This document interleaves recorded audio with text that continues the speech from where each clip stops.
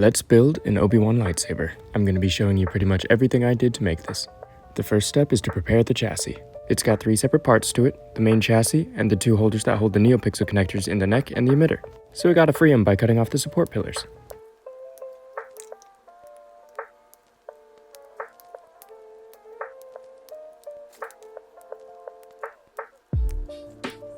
And then we sand it just for good measure.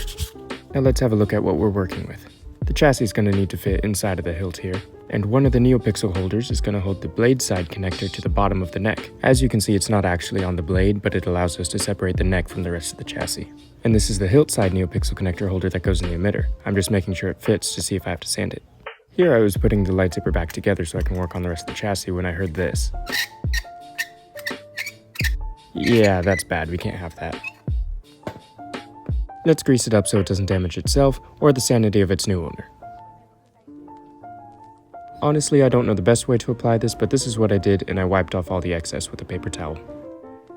And now let's see if it worked.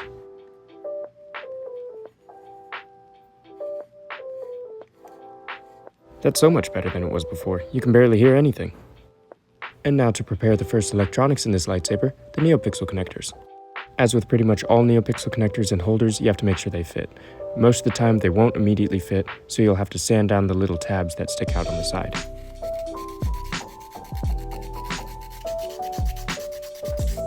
So you'll want to sand them down a little bit, test the fit, and do that over and over again until it works. And since this build requires 2 sets of NeoPixel connectors, we have to make sure it also fits in the chassis part. So here are the diagrams I'm going to be using to set up the connectors. The V3 is going in the emitter and the V4 is going on the chassis. You can read the descriptions to know what they do. I like using this little hobby vise to secure the connectors, and that allows me easy access to put the pins in place, which is one of the most satisfying parts of the build, even though it's a bit tedious. Now for both of the NeoPixel setups, we have to remove the second resistor. The V3 setup requires the 2 pads in the back to be bridged, which essentially means the solder connects them both. And lastly, we just solder all the pins in place. Second NeoPixel connector is going to be in the V4 setup, which requires us to remove the resistor again, but not bridge the pads in the back. And then we do the same process of putting all the pins in the holes and soldering them in place.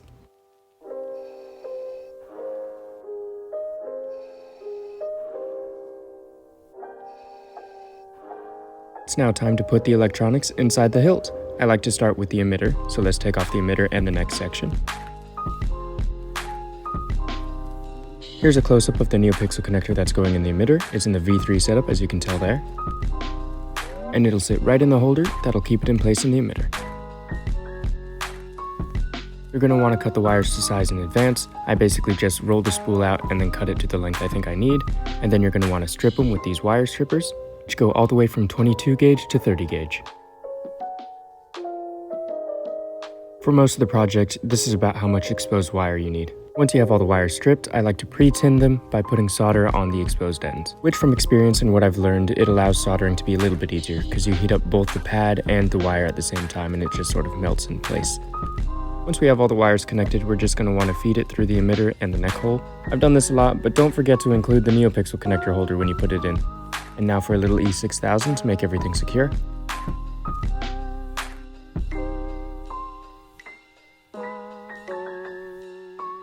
I like to find something to put pressure on the pins in the holder to make sure it doesn't move while the glue dries. In this case, it's a NeoPixel blade plug I'm going to secure with the set screw. To finish off the emitter and neck section, we put the blade side connector holder in place and then wire up the blade side connector.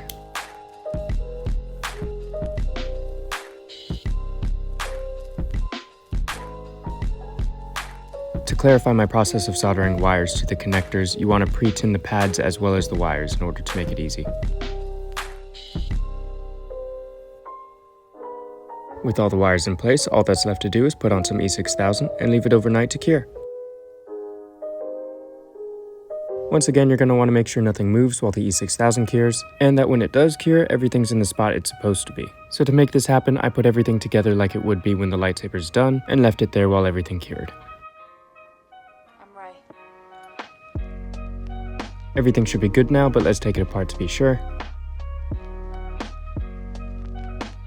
The emitter connector and holder are locked in place. They don't move at all when I try to turn it. And the blade side connector and holder are also securely in place. So now it's time to set up all the things that go in the chassis.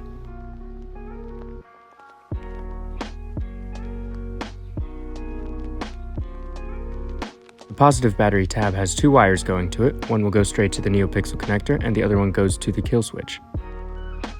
And once we feed all the wires through and put the battery tab in place, we then move on to soldering the wire to the kill switch. The second positive wire on the kill switch is going to go straight to the board. The negative tab is pretty easy, you just solder one wire to it and then push it in place. Up next we have one of my favorite features, the Bluetooth module, which I'm planning to fit in this section.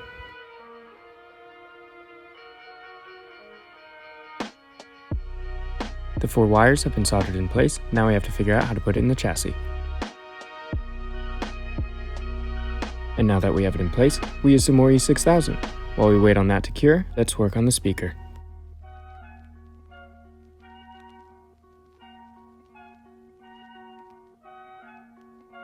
Since it's a pretty loose fit, we're going to have to use even more E6000, but now pretty much all the bottom half is set up. This is looking pretty good so far, not much left to go. Next up is the OLED display and the NeoPixel connector.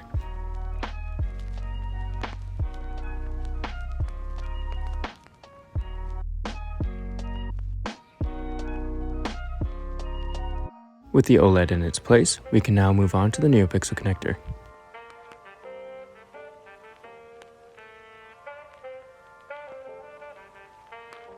We're almost at the end now. Let's connect everything to the soundboard. For this saber, we're going to be using the Crystal Focus 10. Always be sure to remove the SD card when you solder onto the board.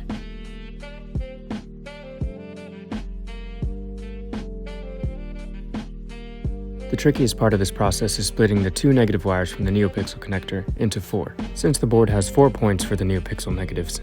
And since I don't have a heat gun, I shrink the heat shrink using my soldering iron.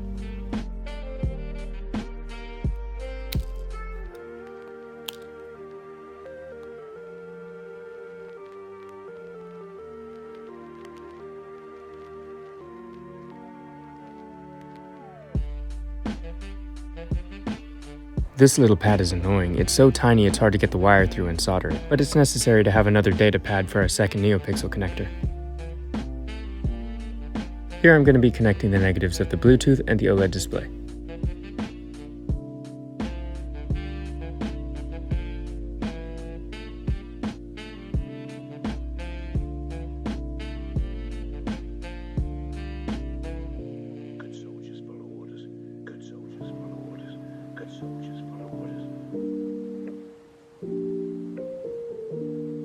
So for the OLED display and Bluetooth, I have this cool wiring diagram on this mat I bought a long time ago.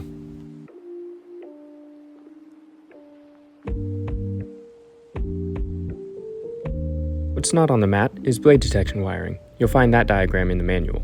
It's a bit confusing, but the way I have it set up only uses one 10,000 ohm resistor. And with that, the lightsaber is pretty much complete except for the buttons. But first, let's set up the SD card and config, because honestly I forgot about the buttons. So I'm going to reformat the SD card that came with the soundboard because I already have an SD card package that I made before. Since this is a commission for a customer, I'm going to have about 30 free sound fonts on there, but he's going to send me about 10 that he's bought. And I set up each sound font with a blade profile and color I thought fit it best, and then I fine-tuned it to make it all work better.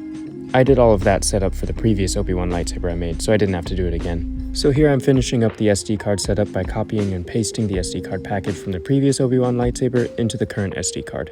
And when it's all copied over, we just eject it and then put it into the lightsaber. And this is about the time I realized I forgot the buttons, so let's set that up real quick.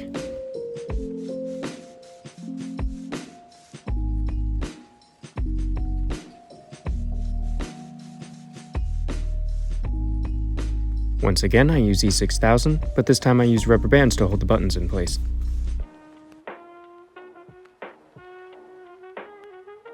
For good measure, I put some more E6000 on the NeoPixel connector, so now we wait for everything to cure. The next day, I got to take off the rubber bands, and now everything in this lightsaber is completely secure by E6000 and ready to go. I'm pretty proud of how this came out. I think it looks great, but what matters most is if it actually works, so let's try it.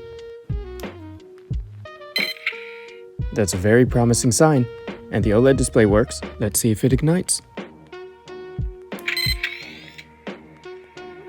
And the auxiliary.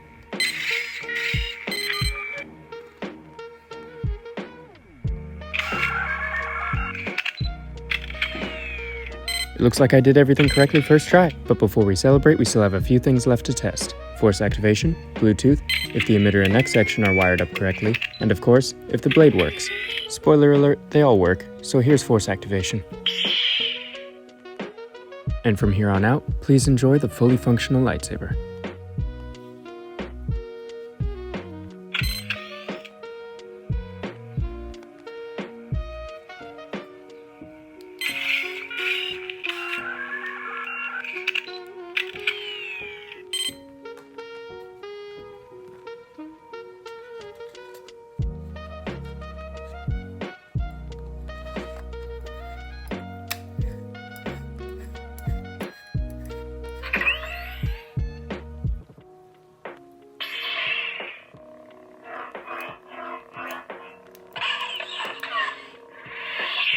The lightsaber has come together beautifully. Let's test it a little bit more, and this time with the blade.